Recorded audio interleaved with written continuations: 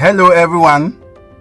There are 5 things you need to do to move your automatic car forward. Very simple. Driving automatic is very easy and very simple. So today, 5 principal things that you need to do to move your automatic forward. I am going to review that secret to you.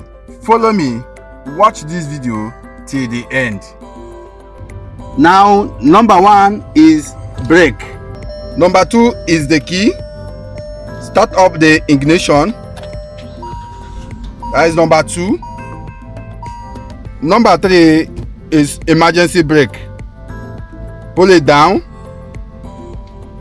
Number 4, gear lever. Put it to drive. Number 5 is accelerator. These 5 principles, if you apply it well, you can be able to move your car forward. If you apply these 5 things, then you can move your car forward. Very simple. These 5 principles I show you now, if you apply it well, you can be able to move your car forward. Thank you for watching this wonderful video. Please subscribe, like, and turn on the notification button.